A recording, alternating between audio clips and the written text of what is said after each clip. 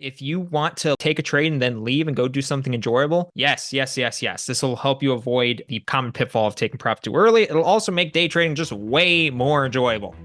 Hey everyone, welcome to the Anarchy Podcast. 99% of traders will never make consistent profits. So why listen to the 99% of advice? On this show, we're going to challenge some of the most hallowed and repeated tenets of trading, and in doing so, set you up to succeed where others fail. Spoiler alert, we don't have a secret strategy or magic wand that will let you skip out on the hard work of learning the markets, but we can debunk viewpoints that are holding you back. If that sounds good to you, come join us.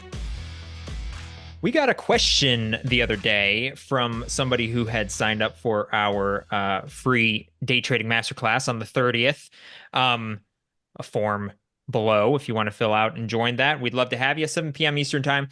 There was a question that a guy wrote in that I wanted to answer ahead of time because it's a really great question, and it's something that I've been doing a lot recently and becoming much more comfortable with. And it's helped me out a lot and helped me avoid actually a lot of stress around day trading. So the question essentially was, I'm going to broadly paraphrase, but can walking away from your computer after you've taken a trade, is that a useful is that an actual useful strategy? And can that be a successful strategy to avoid taking profits early, essentially, without to avoid essentially screwing around with your trade like we all do and beginners very much do? It's very natural to do. Is essentially taking a trade and walking away, is that a strategy that can work in the long run, or should you kind of train yourself to stare down the barrel of your trades? And so I wanted to talk about that today, Jordan, and kind of give some guidance, and maybe you can say what you do, I can say what I do personally, and give some guidance, because I think this is a big one and can actually it can impact people's actual mental health when it comes to day trading, because watching trades is really freaking stressful.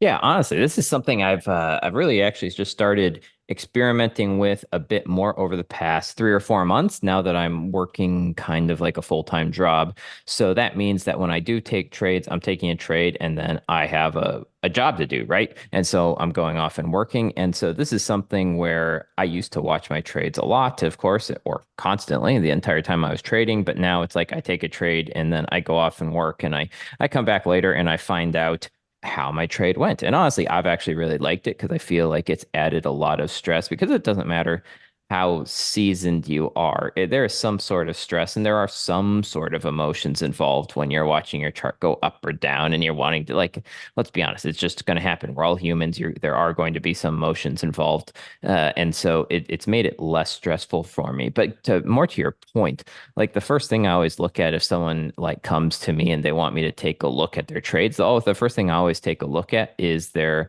win and loss ratio, right? Like I'll look, how big are their wins, how big are their losses. And if I see that that is skewed to some extent, or their wins aren't nearly as big, or their losses are way bigger than their wins, or even close to the exact same, debatable. I'm going to ask what's happening here, because usually what I find out is that all of the trades they're taking are hitting their stop loss if they go in, go against them. But if they go in the right direction, then they're closing them early because they don't want to see those winnings go away. And I think that's a super common thing with all traders, is we hate to see winnings go away, right? Yeah, the potential loss of a trade is actually more painful than losing. So like losing a trade that you took is painful, but what's even more painful for most people, and this is actually studies tend to back this up, is that like the potential loss the loss of a potential win is actually more painful. So this is actually, you'll see this in they do studies where um people will like choose a door, right? There's three doors, and behind a door is a prize, right? Um, and people will pick a door, and it's like, hey, pick one of the three doors, and there's a prize behind one, and the other two don't have a prize. So pick a door, and people will pick a door, and then they're given the chance to switch. First off, no one ever switches because the thought of switching and then it being behind your original door is so painful that people can't do it. But people actually won't switch even if they're given a greater chance. Even if they say, "Hey, there's a 55% or there's a 40% chance because there's a 33% chance, but there's a 40% chance. There's a greater chance of winning if you switch." People still won't switch because the thought of like losing, the thought of it being there and then you got rid of it, you had something and then you left it. That's even more painful to people. And this is where people will get a slight win. They're slightly up in their trade and they can't bear the thought of that becoming a loser then. And so they have to take it then. And so yeah, this question when it comes to I do this a lot. When I take a trade, my average trade lasts 5 minutes. So I'll take a trade and immediately leave. Or just leave the screen. I'll go do something that I find enjoyable. I'll play chess. I'll do work. I'll do whatever. But I will not look at my screen until at least 5 minutes have passed because I don't, frankly, for on one hand, there's the technical side of yes, I think it actually helps you avoid screwing around too much with your trade. On the other hand, it also is just, it's more enjoyable. Like you said, like watching trades sucks. When it's losing, it's really stressful because you're hoping it turns around. When you're winning, it's even more stressful because then you're like, oh, should I take the trade? Should I not? Should I take the profit off? Should I let it run? It's always stressful. And so I just don't. I just take a trade and I leave it. And so that's what I do, especially because we trade shorter risk to rewards. We trade like 1-to-1, 1-to-2 in that range somewhere. I guess if somebody trades like 1-to-5, there's more room to maybe move stuff around and trail your stop loss and stuff like that. But if you're trading a 1-to-1, 1-to-2, like what are you doing? Stop screwing around with your take profit, stop loss, and just let it run.